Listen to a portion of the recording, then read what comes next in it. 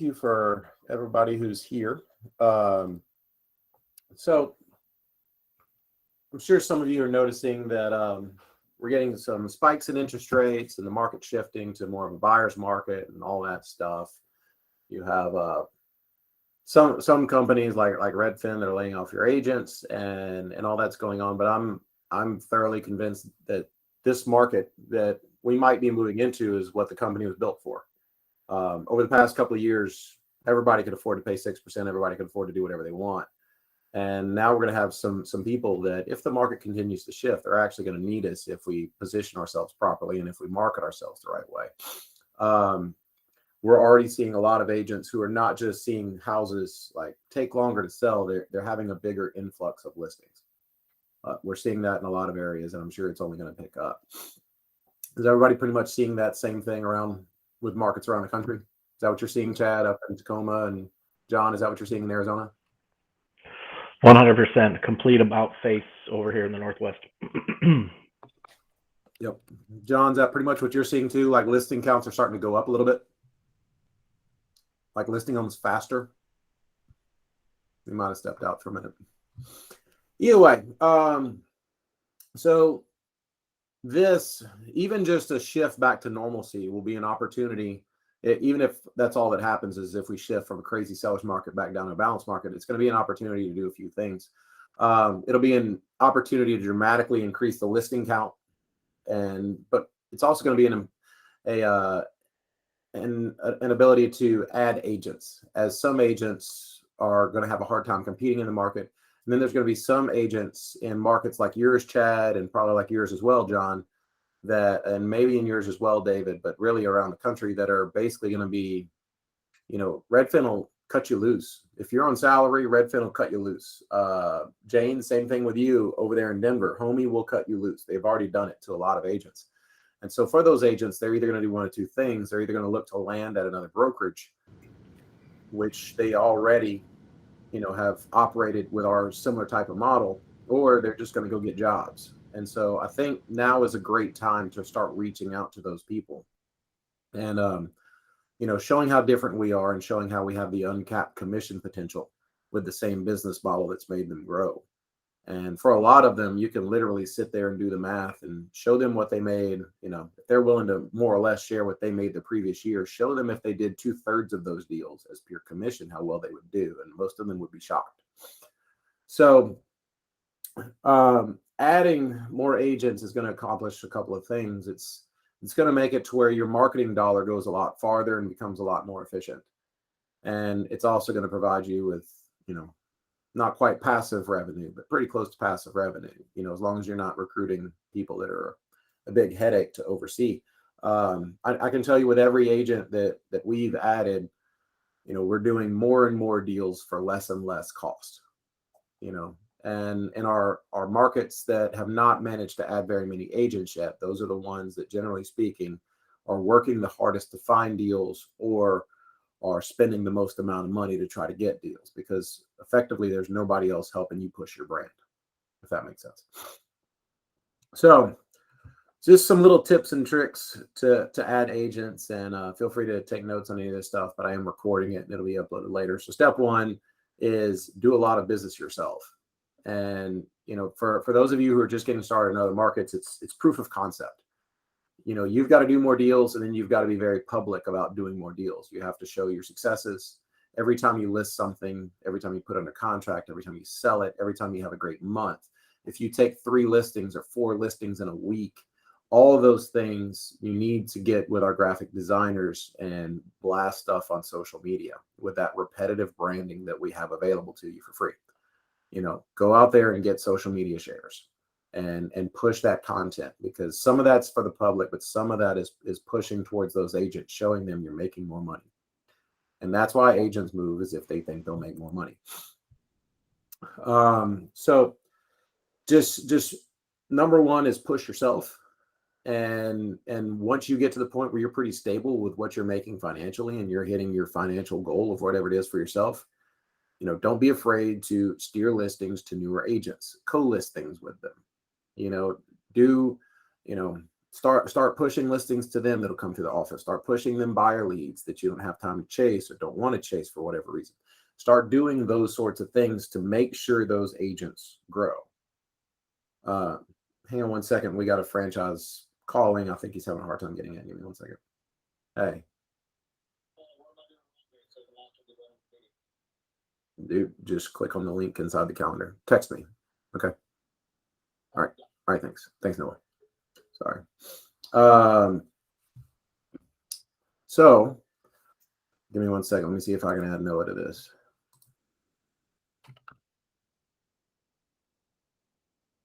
One moment.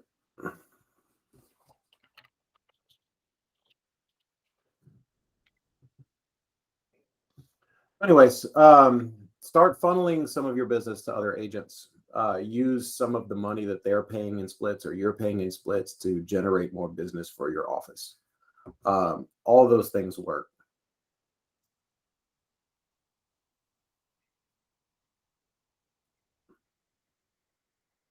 We use that all the time. I just left a meeting. There's no one. Just left a meeting with an agent this morning, and I told her, I was like, look, we are going to steer you business when you join.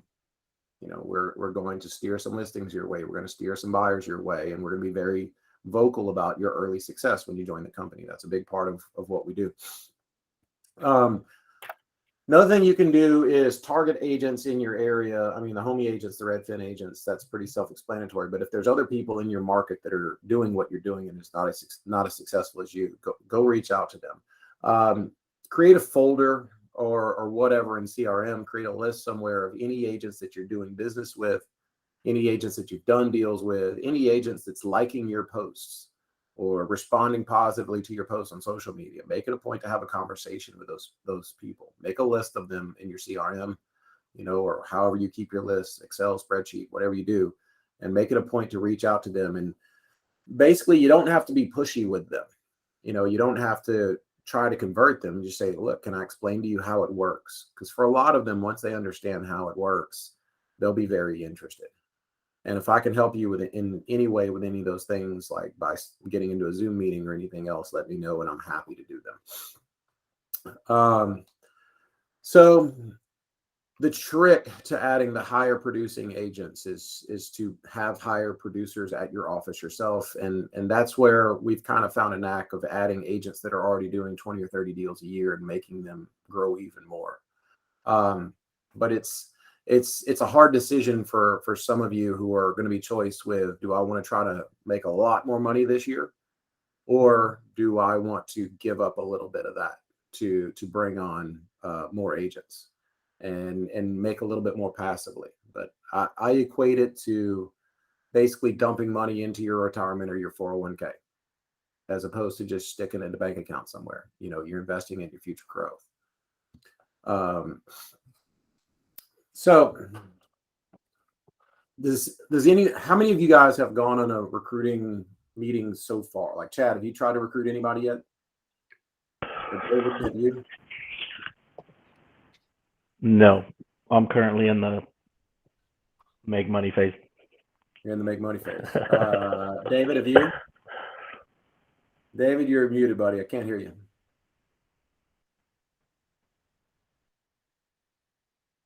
I got you, dude. No, I can't do it. There's going to be a red button at the bottom there'll be a gray button on the bottom left microphone. Yeah. There you go. Yeah, you know, I have a girl working with me right now. In fact, we pretty much have under contract her first sale, with me being the co-lister on it, trying to walk her through the whole process. Gotcha. Yeah, you know, it's a nice condo in Ponte Vedra Beach overlooking the golf course. But yeah, and plus I just ran a couple ads, and you know, you can put an ad in LinkedIn for free. Mm-hmm. I've got a couple ads running right now. Yeah. So ads to recruit agents, basically. Yeah, okay. Absolutely. Cool. Noah, I think you're getting ready to possibly bring on your first agent or two, right? Yeah, as soon as George makes up his mind and pulls the trigger, he's a brand newly licensed agent. He's just doing his due diligence to figure out where he thinks his best fit's going to be for where he wants his real estate career to take him. I have turned down a couple people that have asked to join just because they're just not the right people. You know, I had a lady literally say, yeah, I want a broker that's not going to put too much pressure on me. I just want to manage my own property, kind of do my own thing. And I was like, I'm sorry, it's really not a good fit. I was like, we are here to disrupt the real estate market and do as many deals as we can. It's just not a good fit. Yep. John, you've recruited quite a few agents. So for those of you who don't know, so the people who are just talking, because I know you guys probably don't interact a lot. Chad's in Tacoma, Washington. Noah is in Augusta, Georgia, and extreme South Carolina. David Corbett's over in Jacksonville. John is getting ready to come on board very soon with us. He's got a couple of spots in Arizona, but he's had success with this model and recruiting agents. So John, what is your typical pitch to an agent to try to recruit them under this model? Now, are you keeping them pure commission? Like, how are you handling splits, all that stuff? So for us, bringing on agents to our thing, probably a little different than a lot of other people. My biggest recruiting pitch before and continuing has always been just go out, meet with agents, interact with them. I am the nicest broker on the planet. It's just the way it is. I take care of my agents. We hand them deals, and when they come and they come talk to me, usually my conversation, I don't think I've ever made a recruiting call. Sorry to say that, Grant. They've always come to me, and the question is the last one was, so what would it be like to work for you? Mm-hmm. Like, oh, we're going to have that conversation, are we? And you just have to be ready. I'm a consummate salesperson, so I just no matter what they say, I'm ready to talk. Yeah. And that's the biggest part. But yeah, we've got 14 agents now. That's and awesome. It's 14 agents, 3 offices, but we're working in 4 locations or 4 areas. Mm-hmm. And yeah, so as you guys go out and recruit with people, it's just be ready to talk to them. Just be the nicest guy. I used to do training classes. I did a lot of training classes for the association. Or not for the association, at the association. I'd rent their rooms out, and people would come in. And I'd teach them how to deal with buyers, how to handle objections, how to do these things, how to list properties. Right, and agents would go, "Why are you telling everybody this?" Because they're not going to do it. But there's one in the audience that will go, "That makes a lot of sense." And then when you get done with the class, they walk up to you and go, "Hey, so how's that work?" Mm-hmm.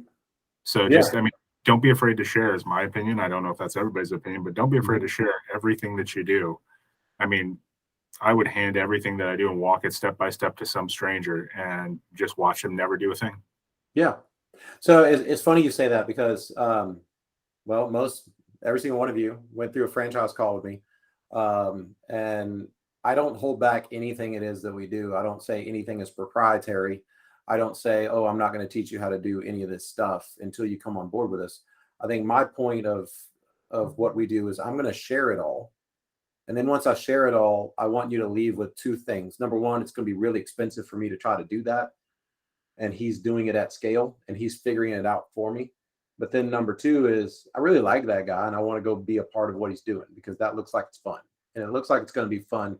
Even if all I'm doing is breaking even with what I would have spent versus what I could build it myself for. Now I've got a team of people I'm going to have a great time with. I'm going to like working with. That's the reason I bought a franchise, Grant. Yeah. But I mean, it's like, I don't hold back anything. I share it all for the same reasons John does. Is look, I've jokingly told Dean, like, we should just go rent out a hotel conference room and just spill our guts and tell everybody how we do everything it is that we do, and just watch their jaws hit the floor and watch how they just completely are dumbfounded. Because what'll happen is everybody's going to leave out of there saying, I can't do that. But then a handful of them are going to say, I want to do that with them. You know what I mean? So as far as talking points, whenever I meet with agents, it's simple. I talk about burnout. If you spend more time doing income producing work and the stuff you enjoy and less time, looking and grinding and lead genning and all that stuff, if you can do that, then you're going to be happy with your job. Even if you're making a little bit less per deal, I've eliminated all the crap about your job that you hate.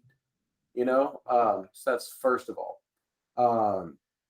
Second of all, we get them out of paying for the bad buyer leads. If you're going to be a discount agent, like if it's a Zillow Premier agent or somebody like that, if you're going to take a discount, why not take it to get more listings? Why are you taking the discounts on your buyers? Why write Zillow a $10,000 check every month? Why not do that a different way? Ask them simple questions. Would having more listings at a lower fee make them more money than having less listings at a higher fee? And they start to understand the pipeline, and they start to understand loss leaders. I explain loss leaders a lot. I don't know if anybody of you ever heard me talk about it, but it's basically giving away. It's Walmart giving away the groceries so you'll come in and buy a toaster and a TV. That's how it works. That's why the milk and the eggs are in the back of the store. They want you to walk by all the beer and all the expensive stuff to get your stuff that they're giving away.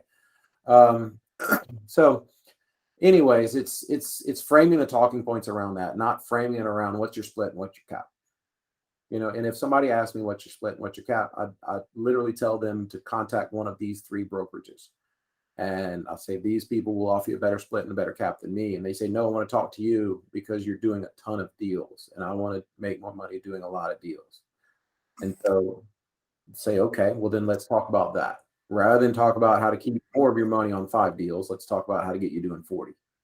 And they identify with that, especially once they simply look at the math and realizing, hey, your agents are making 1.6 to 1.92% per deal, depending on the market. They can rally behind that. They just ultimately what it's going to boil down to is make more money. If they think they're going to make more money, they're going to switch almost every single time. Does that make sense? So I know we got some people in here that I'd love to hear from. Let's see, Cody's here, Scott's here. They're people who had great success recruiting agents. Stacia as well. I'd love to hear from Stacia and kind of hear what they're doing. So Cody or Scott, either one of y'all here? I am. There's Cody. I'm sorry, I had to get it off of the. Cody owns 2 offices that are both an hour away from his house, basically, and they're having success recruiting agents. So, one of the things that and it was John that just spoke, right? Yes. Yes. I'm sorry, I'm in and out of taking calls. So, one of the things he said that I think makes a lot of sense, and it's a balance between all of it. So we've had success convincing agents most recently that they will make more money, that the model's better, it's more sustainable long term. But they've said, you know what, I'm good where I'm at based on a comfort zone, so on and so forth. But one of the things that John said, just being a consummate salesperson, is just being likable, being personable, having them trust you. I think a lot of times we can get too in depth about here's the nuts and bolts of how you're going to make more money. Here's why it's better, so on and so forth. That does work for a lot of people. But I know us personally here recently, we've had a few people that I don't think we spent enough time building the relationship and building the trust factor with. Obviously, it goes hand in hand. You have to have a little bit of both, but it doesn't matter what you're selling, what business you're in, having that personal connection. I mean, we've had people that say, look, I've got a personal connection with my brokerage. I know I'm getting raked over the coals on this, that, and the other, and I don't have a good business model for it, but I'm in my comfort zone and I can't move.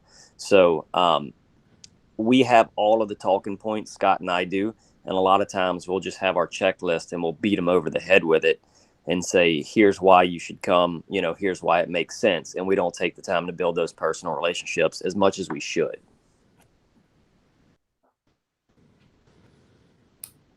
Cody lost you, I think. No, I think he was done. This is Scott. I think he was done talking, but yeah, recapping what he just said, it's very frustrating when somebody looks at you in the eye and they say, yeah, I know I can do it better with you. I just don't want to do it. And then it's like, oh crap, how do we overcome that other than just blatantly then just courting them in a way, and it's going to be a slow play. They just got to like you now, to join. Right.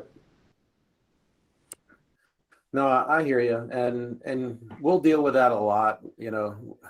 I dealt with it earlier today, where the agent that I was talking to said, "Yeah, I've talked to a couple agents that left, and it felt like that they really wanted to win the popularity contest. They felt like they were losing it by joining it, and ultimately, those people are going to be who they are. You know what I mean? I don't know about you guys. I kind of prefer. I want the killers. I don't want the people that are there to be nice and get along with everybody. I want the people that want to do 40 or 50 deals a year. Now I'll take the ones that are doing 10 to 15, but I really want the ones that want to do 40 or 50. And yeah, and I agree, Grant, too. But at the same time, I wouldn't call it a unicorn. It's just those are going to be harder to come by, and that's a longer play to do it. But going back to what Cody also said, John, and nice to meet you. I love everything you said. Just be likable. I would love that conversation if somebody come up to him and say, "What's it like working for you?" I'm like, "Well, when do you want to go have a drink? Because we can go find out right now." But we don't get those that often. right. Well, and look, I think it's a conscious choice. Whenever I first started the company and Cody came on board, I made a conscious choice to make sure Cody just absolutely murdered it his first year.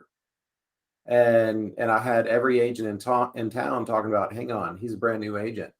He wasn't even an agent somewhere. This is his first year, and he sold 3 times what I sold. He sold 4 times what I sold.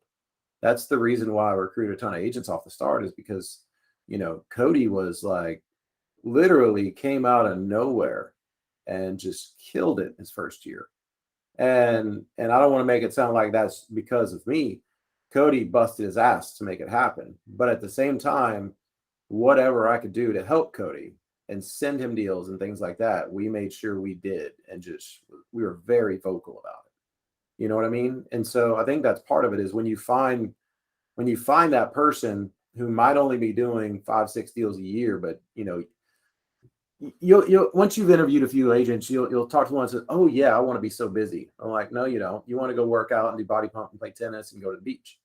But then somebody says, "No, I want to be busy." And they're like, "No, they want it." And when they want it, and when they'll hustle, and when they're going to take all the calls and grind and do what's required, if you can afford to do it, start co-listing things with them. Start funneling them deals. We just added a guy named Andy Nebeker. He was a buyer's agent on one of the bigger Keller Williams teams for like 10 years. I made sure in the first 2 weeks he went on like 9 listing appointments, because I know every agent is watching him from Keller Williams. Every single one is watching him, either waiting to laugh when he fails or waiting to say, "Holy shit, he's making more money than he's ever made and he's happier." Okay. That's what's got to happen. If you bring somebody on and they fail, like that's the question you have to ask, is do they want to be successful? If they don't, like Noah was saying, then they don't, and you don't want them. But if they want to be successful, you got to find a way to make them successful publicly.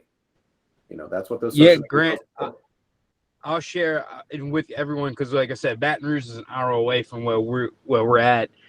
One of our first agents we recruited was a random text message I sent out saying, "Hey, we're new into the market. We'd love to talk with you about our growing company." And she's met with me that day, and Cody, and I used one of our agents from the previous year's success I showed her pay stubs of what he made monthly. And she's like, "Okay, where do I sign up? Because you can make money." Through that one recruiting appointment of showing somebody else's success, she helped me bring on 3 other agents that's in our company, and they're all succeeding in our company more than what they were before. But using other people's success is highly recommended on getting other agents in. Yep, absolutely. All right, anybody got anything to add? Anybody got any questions? I know a lot of people have been talking and chatting a lot about digital marketing and marketing in general. So I wanted to talk to you guys and just kind of see what you're doing, what you want to do, what you plan to do, what kind of budgets you're working with. And I'm not going to go tremendously into wonky detail about all this stuff, but we're looking at some people who are gravitating towards, the simpler, easier things that you can do, like boosting Facebook posts and using targeting for Facebook posts to just do that kind of stuff. Frankly, because they don't have the budget for pay-per-click. for those that have the larger budget, pay-per-click is dramatically outperforming the other options. But for those that don't, like if you've only got a $500 a month or $1,000 a month marketing budget, spending half of it for Google pay-per-click fees might not be the best option for you. So what are you guys doing? What are you finding success with? I can tell you what I'm finding success with. Kind of where's your head at on a lot of stuff? If anybody wants, open forum, anybody wants to go. Well, right now I'm doing postcards around 5 to 8, 800 postcards every month. I mail out same postcards for 3 months in a row. Sure. And slamming Facebook. Okay. So when you say slamming Facebook, are you spending money on it, or are you just? Oh yeah, I spend about $300 a month on Facebook ads. Mm-hmm. Absolutely. Okay. Anybody else doing anything they want to share? David, I have a question. What ads are you specifically running on Facebook? Yeah, I run the last one I just ran was saying, times are changing. Now might be the best time to sell that you have in the next year or something like that. And, a picture of a house or something like that. I've done some where I'm talking, like I said, I try to at least run one or two a week. I think I have 2 running right now. It's all about exposure. I think keep hollering, get yourself out there. So, before we get too far into this, I'm going to share my screen, and so you guys can see a couple of things. Can everybody see my screen now? Yeah, I got you. Okay. So right here, I'm going to show everybody, before you can even run a Facebook ad, you really need a Facebook Business Manager. Basically Facebook Ads Manager. You need to have that set up with credit cards and everything else. I've been tinkering with them the past week, just because anytime we hear somebody say, hey, I'm having success doing something, I want to know what they're doing, and I want to tinker with it, and I want to see how I can, replicate that, see if that just works in their market, because every market is unique, or see, what works in all markets. So here's what I've been running. I'll show you the past 7 days. I've basically reached 6,381 people. I have a post engagement of 255. I have 62 link clicks to the website. And I had one person reach out and start a conversation saying, how much would it cost to list my house with you, and stuff like that. Okay. So what I've got here, and this is how you guys, if you want to do this kind of stuff, this is how you need to think about it. Okay. So like if I go here and go to edit this ad. All right. So this ad is designed to give me website visitors. Okay. But I'm using the description, selling a house, don't pay 6%, good full service for less with 1% list. You don't have to choose between the stress of selling your home yourself or paying a high commission. Okay, why do for sale by owners go for sale by owners? Because they want to net more money. What image did I pick out of this video? Net you more. Okay, when they click on it, this is going to be our for sale by owner conversion video. But then most importantly, I'm directing them to a page on our site that's going to try to convert them to sell their house. Okay, so whenever I do that, this is the page that they're being directed to. If you want to get listings and you start running listing type media at people, you don't want to just send them here, because they're probably not going to go search through your website to figure out where to put in their information. If you're trying to get listings from an ad, send them to the spot that's got the big, huge call to action buttons and our successes, and has this information right here where they can fill it out. Does that make sense? Think about the content you're putting in front of their face. Think about where you want them to land. That's a huge part of it. They have re-enabled now under housing, where you can actually do a little bit of targeting. So basically I'm doing this plus 30 miles, and I'm doing it for people who are interested in realtor.com, Zillow.com, or for sale by owner. So the only way you're ever going to see this video ad is if you've shown interest in those 3 things. Okay. People who are thinking about moving, what are they doing? They're considering for sale by owner, but then they're also shopping for houses, right? Because they're figuring out where they want to go before they sell their house. So that's who you want the targeting to be. So you have to think about that before you guys just start blindly putting down a credit card on Facebook. Think about who's my target audience. How do I want to interact with them? Like this one website, this is how do discount real estate brokers make more money? Guess who I'm targeting with this? I'm targeting people who have a real estate license and also people who are Premier agents or Realtor.com Pro members. Make sense? So I'm basically running recruiting content at people who are realtors or on these spots that only realtors would go. So you have to think about that. All that kind of stuff is important leading into it. So I wanted to kind of, for those of you who don't quite have the budget to do pay-per-click, and let me make something clear. Like these, let me get into one more thing. These clicks, you can see what I'm paying per click here and what I'm spending per day.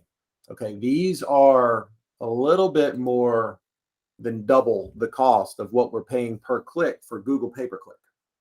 But I want you guys to stop and think about this from a marketing standpoint for just a second. So if you go on Facebook and you're just scrolling through Facebook, right? And then an ad pops up for somebody. It might be relevant to you, but you're still trying to scroll through Facebook and being forced to look at an ad. Okay. So that's like whenever you're watching your favorite show on TV and it's like, oh, let's unveil the Masked Singer right after this break. And then they're going to make you sit through commercials. That's annoying to people. When somebody goes on Google and they search for homes for sale in my area or discount real estate broker, they are not watching TV and being annoyed by the commercial. They are looking for the commercial. Does that make sense? Is that clicking with everybody? So rather than being a distraction from what they're trying to do, they're actually looking for you.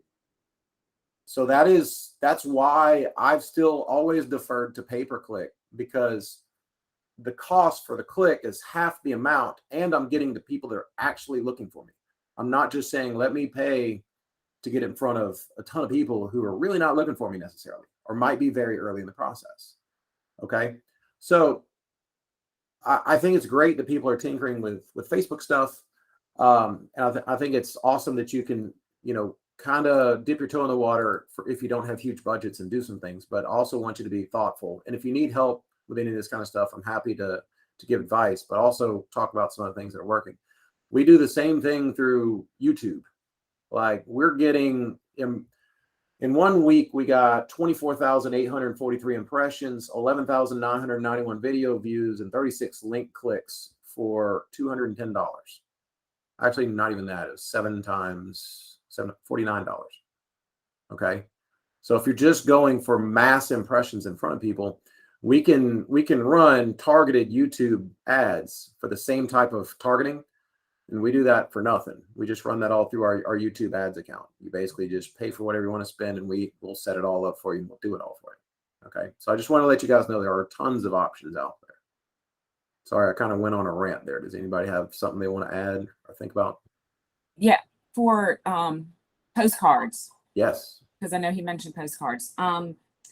One thing that I've found, because that's just been my niche for a long time, is not to send the same postcard out every time. You want to mix it up a little bit, and particularly take postcards that show production, show the actual savings, the dollars that were saved. I like to kind of build them up, maybe put 5 to 10 properties on one postcard and just say, this month seller saved however much, $150,000 in commissions, whatever it is, or take a quarterly figure. You don't have to put the addresses of the houses, just put the picture, put how much they saved, and make it as big as possible on the front of that postcard what the savings amount was. So I even have times where, when I first started out, I didn't have a whole lot of houses. So I just took houses I sold 8 months prior. I mean, nobody knows. You're not putting the address. You really want to build it up to make an impression. So using the exact same, just standard postcard. And I know that the design team has some great postcards, but you really, you don't want to use those every single time because all it is just that one blanketed save thousands selling your house. It doesn't catch the eye every single time. You know, you want somebody to actually look at it for a few minutes before putting it in the trash. So pictures of houses in bright red, you know, how much they saved, and then mix it up every couple of months with different houses, different amounts, that type of thing. Yep. And I know this, you know, the point of this training was recruiting, but a lot of it's got to center around marketing, and a lot of it's got to center around production, because once again, they're only going to move if they're going to make more money. And under you guys, they're not going to make more money unless they can do some more deals. So in order to be able to do that, you've got to be able to, you know, throw gas on the fire. You've got to be able to be incredibly productive yourself and use that production as a tool to recruit those agents. You know, that's the ticket.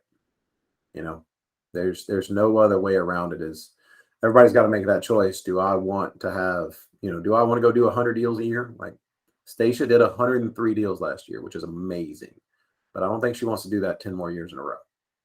You know, she's going to want to diversify. She's going to want a life and some free time, you know, and how you get there is to get where John's at, and where, you know, our hub's at, where some of our other offices are at, where they just, you know, you got more agents. You know, it's not just you pushing the cart down the road, because that gets expensive.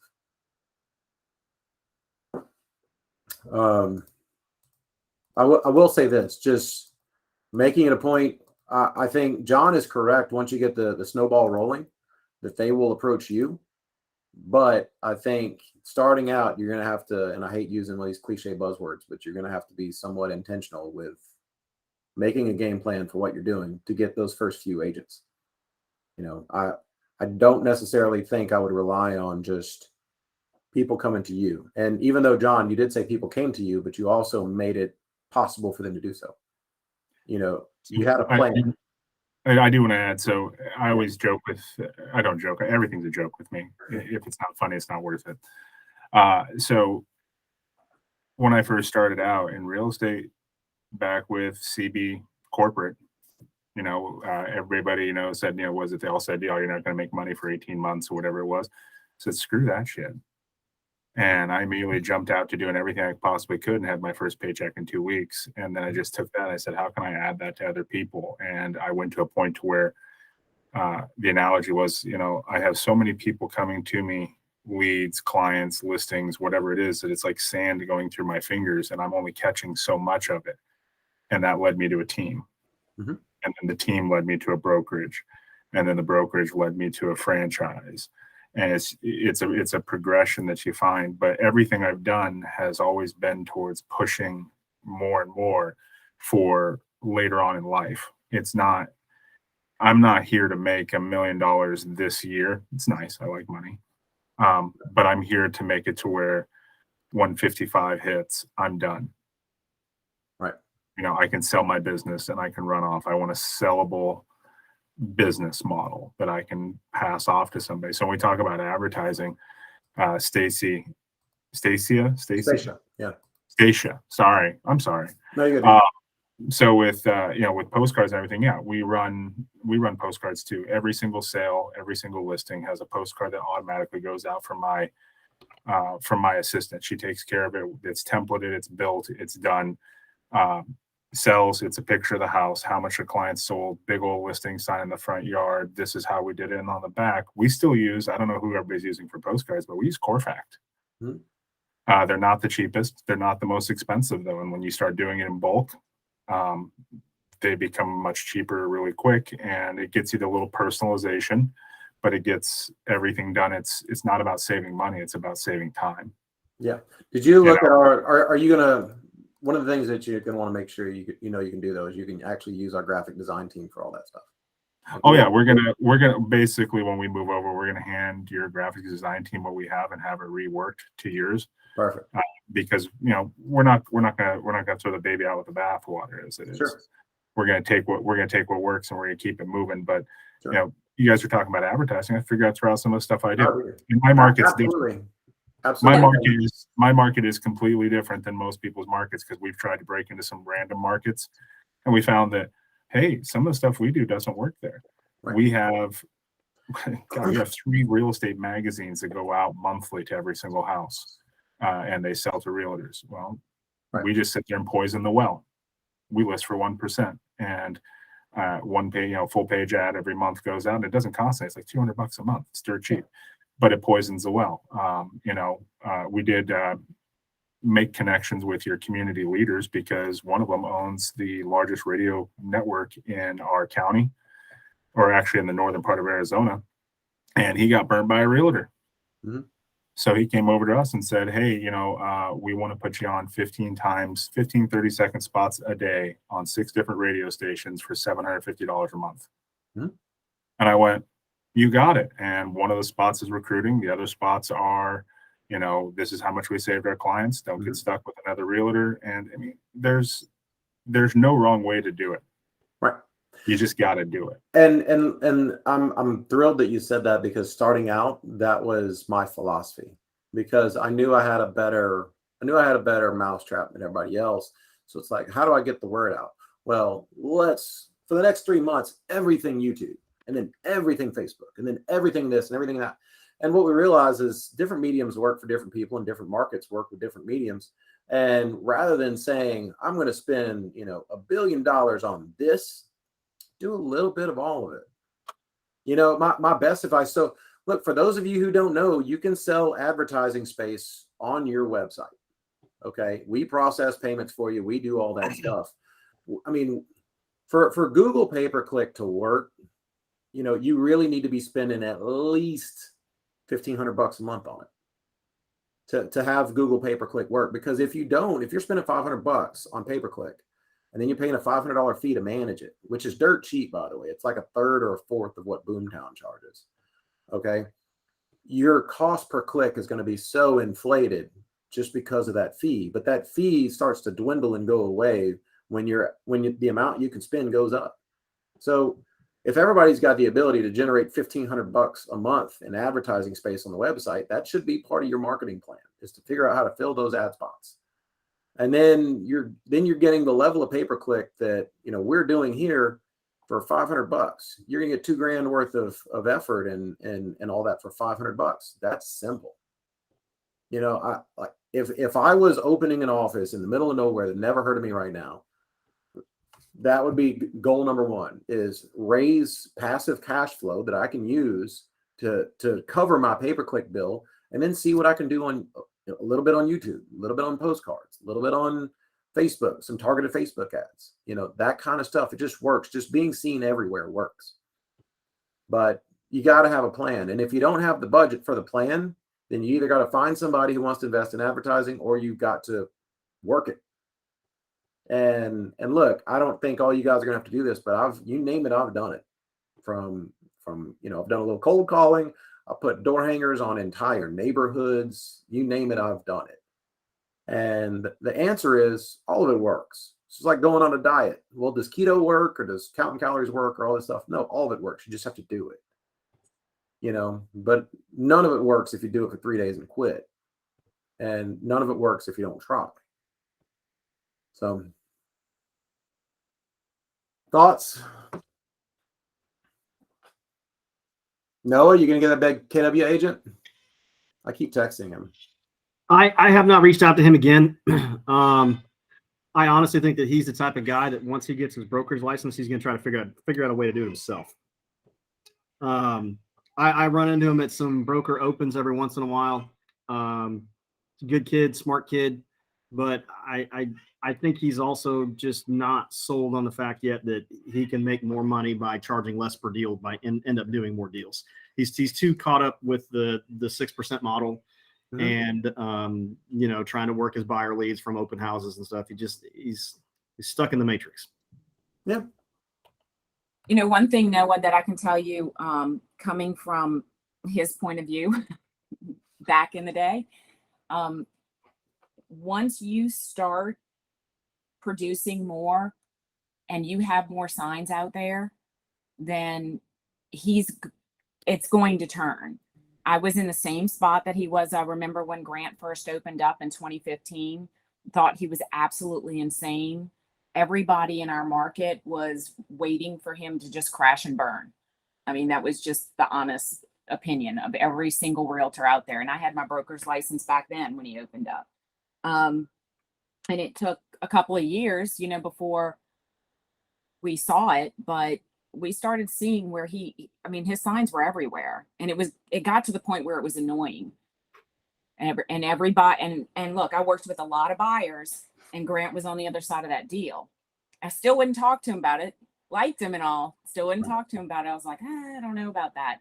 But then I started doing my own marketing at another brokerage, did my own marketing that I would discount, and it got nowhere. Instead, what I saw was Grant signs, or Cody's, really. It was Cody at that point. I'd see Cody signs on the houses that I was marketing that I would discount to.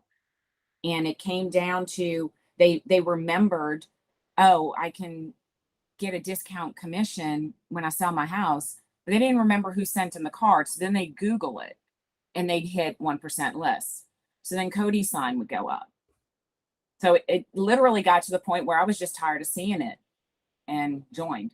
Well, so here's the Seriously. funny thing, Station. So I was recruiting an agent earlier today, and we brought on the biggest agent from this local boutique brokerage. And once we brought on the biggest agent from that brokerage, now the other agents are starting to question themselves. And she said after that other agent left, she said there was a lot of internal conversations, like there's, you know, big group messages and pages that they use to chat, like Facebook pages like we do. And they were talking about, how can we market better? How can we do all this better? How can we do all that better? And literally one of their agents took one of Stacia's Facebook posts and posted that there. And they said, you have to overcome this, and I wish you the best of luck. And she said that's literally what was said. And it was just dead silent. And it was one of your posts showing how much money you save people. And look, I mean, look, it all ties in. When you talk about Google, one of the things that we've invested heavily in is, I don't know if you guys are familiar with what this is, but I'll share this with you and explain it to you. Basically, this is what local SEO does for you. Okay. So this is, if you've ever Googled something locally to yourself, like hamburger restaurant or pizza restaurant or something like that, if you ever look that up on Google Maps, then it's going to provide you a list of people. But if you just simply Google it, then once you Google it, then it'll show you a list of places on the right-hand side of your browser, and then it'll show you websites on the left. So this is if you just search realtor near me. Okay, so you can look, we are centered. I don't know if you guys can see where my mouse is, but our home office is right in the center of this square. And everywhere you see a number 1, which is like 15 or 20 miles away, we pop up number 1 when you search realtor near me, or when you search real estate brokerage or any of those things. If you actually search like discount real estate brokerage and things like that, we pop up number 1 like everywhere. Okay, there is a value to that. And for those of you who don't do local SEO, okay, it costs $500 a month to do local SEO, and it's basically a means of making your brand be more visible. Like literally, when I tell you some of my other local offices that either are new or just starting to do this, I can go stand outside their office and Google stuff, and I pop up over them. Okay, that's a very powerful thing. We'll get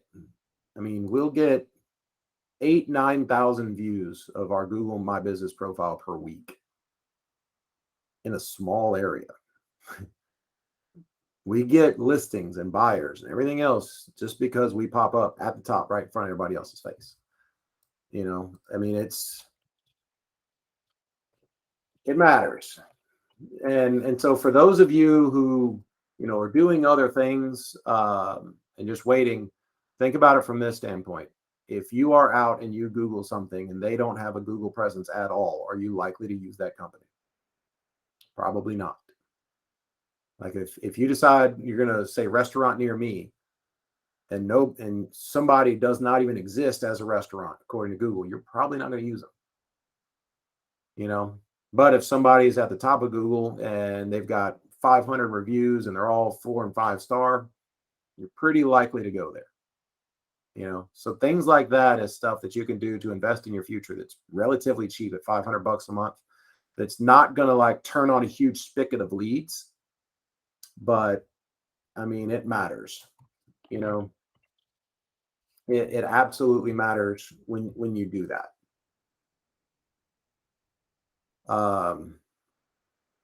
Yeah. Hey, John, question for you. Did you do any like just recruiting meetings or something like, hey, we're looking for agents and we're doing this lunch and learn or anything like that? Did you do it specifically for recruiting? Yes, but not for my own brokerage. It was back when I was a NRT or Realogy branch manager for Coldwell Banker. Okay, but not with your current one now. No. I think So- my issue is really follow up. Like I'll talk to agents, and Grant and I had this conversation earlier. Talked to agents a year ago, and they're interested, but not yet, or whatever. And then I just forget to keep in touch. Let me give you a little insight glimpse of what your competitor is doing for recruiting. Every branch manager at Coldwell Banker has to set, or they get put on notice and then they'll get fired. You have to set 5 appointments a week for recruiting. That's the start. Is you have to set 5 appointments for recruiting. All the stuff that we were all told years ago, and Grant may or may not disagree with this. He probably won't. But all the things you were told years ago when you first got into real estate is if you set blank appointments, before I did this, it was if you set 5 listing appointments, you'll take 3, 2 will cancel. You'll take 3 listing appointments, 2 will cancel, and you'll list guaranteed 1 listing, and you have the opportunity for the pickup for 2. And that's at 6, or at the time when I was doing it, 7 and 7.5% listing. And I would take 4 to 4.5 and give 3 to the other side, and I would take, a listing a week. Just by happenstance. Well, it's the same thing for recruiting. If you set 5 appointments a week and you go on them, you'll end up recruiting a percentage of them. It's not the same as listings, but the 5 appointments a week, you'll end up recruiting 2 agents a month minimum, even if you're really bad at it. Because if they agreed to show up to you with you on an appointment for a listing thing, they're not happy where they're at. You just have to figure out why they're not happy where they're at. And So that's John, the what percentage, like of those recruiting appointments, what percentage did you get? Conservative, very conservative. 20%. 20%. Okay. So literally, it was the 5, 3, and 1 rule. I literally went on 5 appointments, and I would recruit 1 person anytime I took 5 appointments. It becomes grueling because, like Stacia said, it's your follow up. I'm reminded of another agent years ago, Kyle Whistle, who does not do discount real estate, but he gave a speech and he goes, the FU money's in the follow up. And you want to be able to, that was his deal. The FU money's in the follow up. Well, recruiting and 1% real estate are two different edges of the sword. Discount real estate is we don't want to hustle. We don't want to grind. We don't want to do, you want to do all the work we have to do, but it's supposed to be easier to make more money. And that's the deal. Recruiting is completely the opposite way. You have to go back and grind, and you have to go back and hit. If you're looking for growing massively in a team standing or a brokerage, you have to hit the numbers. You have to follow up with them. You have to have a plan. Grant hit it earlier. He said, a CRM, put it in a calendar, whatever it is. Get a baking card box and put them in there. And every month, follow up with that agent. Every agent that you ever talk to. If you have a deal on the other side, one of your agents has a deal on the other side, you reach out to the agent, hey, congratulations, good job on that.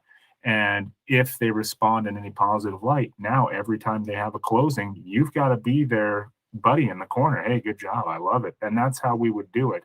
But when you're watching these brokerages that have, in your market, 200 agents working for them, and none of them are doing anything, and they're all just crummy agents, and you want to know how they did it, they followed up incessantly. Mm-hmm. They made sure that that agent felt that their broker didn't care about them, because there's this other agent, John Rolfe, over at Coldwell Banker, and gosh, he really cares about my success, and he's not even my broker. He's not even my boss. And now all of a sudden they call you and say, hey, we don't we don't talk or anything, but you know, I'm not happy where I'm at. Why aren't you happy? And then you find out what it is. You fill that need. You know, you can't convert somebody if there's not a problem. If they're in love with Keller Williams and they're making $400,000 a year at Keller Williams, you're gonna have a really hard time getting that guy.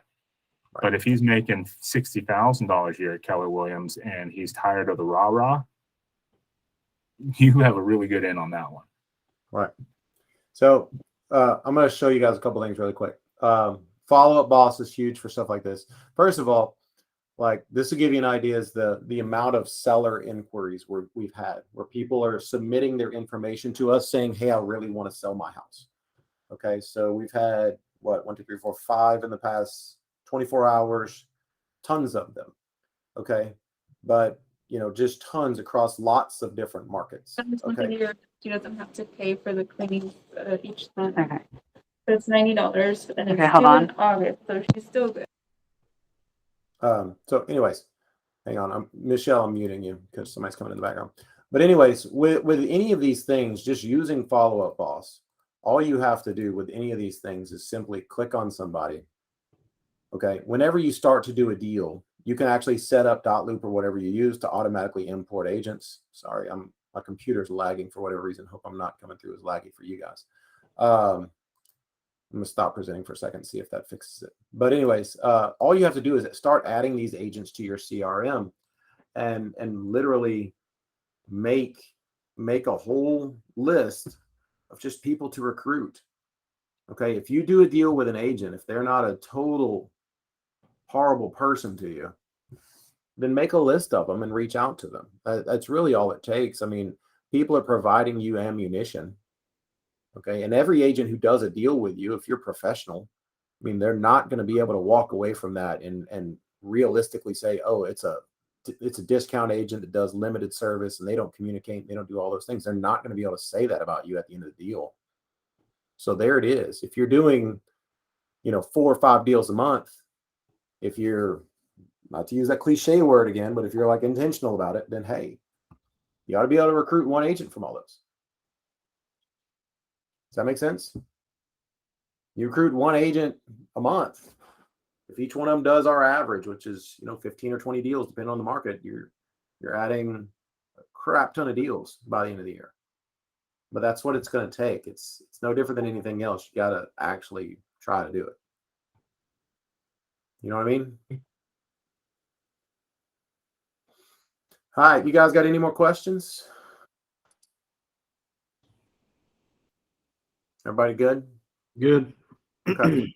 Thank y'all for showing up today. I got a recording of this for the people that couldn't make it. And look, let me reiterate, if any of y'all want to look at what you're doing as far as recruiting people, if I can help you in any way, if any of us can do anything for you in any way, let us know.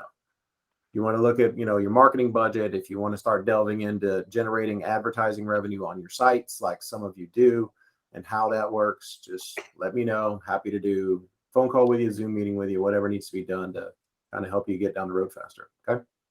Oh, can I, one point about that? Please. I can tell you that I talk to Dean on a regular basis to try to mix things up. If something's not working, then they look at some other avenue that we can possibly work at, or maybe, putting dollars in a different avenue of Google or Facebook retargeting or something like that. They've been amazing. If you are using Dean for your website marketing and all that, I would highly recommend it. He has been, because I know nothing about any of this stuff. So I regularly reach out, probably once a month we talk and just look at what's working and what's not working and how to shake it up a little bit. And we just actually had a conversation yesterday. We're going to try something a little bit different as well. So definitely take advantage of that. They're here all the time for you. Yep. And look, some of the stuff they do is, and for the record, if I made 1 penny off of Dean, I would have to disclose it.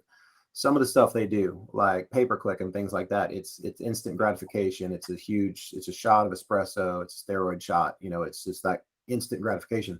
But you have to have the budget to do it.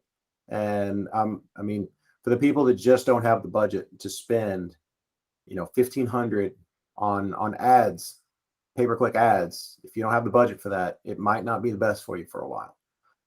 But other things like local SEO, I mean, that's been huge for us. Absolutely huge. But the problem is that's not instant gratification. That's something you're going to start today. And once again, it's like investing in your 401k. It's something you start today, and you're not going to see dividends from it for a little while. It might take 9 months to a year before you start seeing a difference. But when somebody Googles real estate agent near me, or real estate broker near me, or discount, or flat fee, or save money selling my house, or any of those things, and you're popping up at the top of Google for all those things, trust me, that cash flows itself very quickly. But it's not something, I think, Dean has a saying, once you start doing it, you're going to wish you'd have started doing it 12 months ago. Once you're 12 months in, you're going to wish you have started 12 months earlier. Does that make sense? It's getting that snowball rolling down the hill. So start thinking about all those things. We're going to do in-person live training like here in Louisiana soon. And you guys are all welcome to come. I would highly encourage all of you to come. I mean, we'll have some great meals. We'll have great time, but you'll learn a lot of stuff and you'll meet a lot of people. So that's going to be coming very, very soon. So I hope you guys can attend once that comes, and I appreciate y'all showing up. Does anybody need anything? I'll stick around. Thanks, everybody. You good? John, you good? All right. I appreciate you guys. Thank you so much. Thank you. All right.